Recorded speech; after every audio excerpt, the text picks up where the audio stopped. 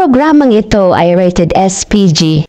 Istriktong patnubay at gabay ng magulang ang kailangan. Welcome sa ating abot kamay na pangarap. Ayan, kamusta po kayong lahat? Ayan nga, ito nga si Annalyn ay pumunta sa bahay ni RJ at para naman makapag-banding sila. Kasi itong si Zoe ay nag-text nga sa kanyang tatay na si Doc RJ na hindi siya makakauwi. Kasi nga andoon siya sa nanay niya, sinasamahan niya sa hotel. At yun nga, naabutan nga nito ni Zoe si Annalyn na suot-suot ang kanyang pajama at talagang galit na galit naman ito. At hindi nga akalain ni Annalyn na ganun na lang katindi ang galit sa kanya nito ni Zoe.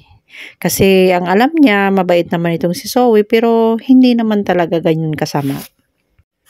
Pero ngayon kasi, lalong naiinggit ng bonggang ito si Zoe kay Annalyn kasi nakikita niyang lalong napapalapit yung mag-ama sa isa't isa.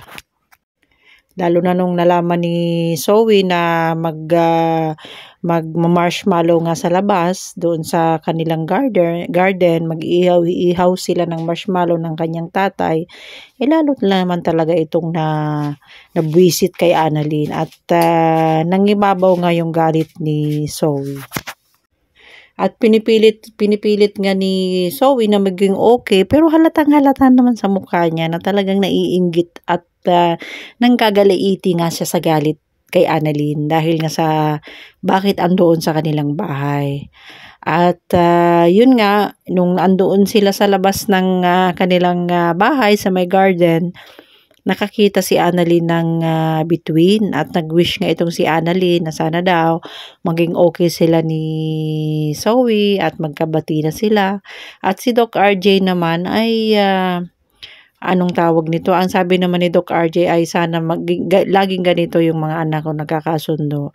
At sabi pala ni Annalyn sana daw matupad daw yung wish din ni Zoe. So ang hindi nila alam, yung wish ni Zoe ay para hindi matupad yung mga wishes nila ni RJ at saka ni Annalyn. Tiyan mo naman ba? Ang bad talaga nito ni Zoe. Yun. Kaya yun, sa galit ni Zoe ay hindi niya na talaga mapigilan. Ito kasing si Annalyn ay doon matutulog sa kwarto ni Zoe.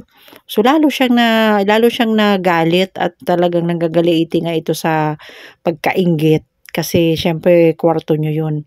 Kasi nga yung guess ng kanilang bahay ay sira yung aircon. So sabi naman ito ni RJ, baka pwede naman dyan sa kwarto mo matulog si Annalyn. At sa laking inis nga nito ni Zoe ay nagdesisyon nga siya na lumayas na lang at umalis sa kanilang bahay.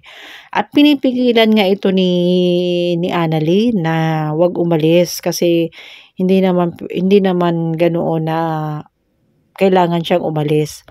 So, sa ni Zoe ay sabi naman nito kay Annalyn ay lumayas ka dyan at sasagasaan kita. At narinig nga yun ni Doc RJ, pinuntahan niya din sa basement. At yun nga, at ang tinuloy talaga ni Zoe na muntik niya na talagang sasagasaan niya talaga si Annalyn. At nagasgasan si Annalyn sa kanyang braso. Tingnan niyo naman, napakasama talaga itong babaeng itong Zoe na ito.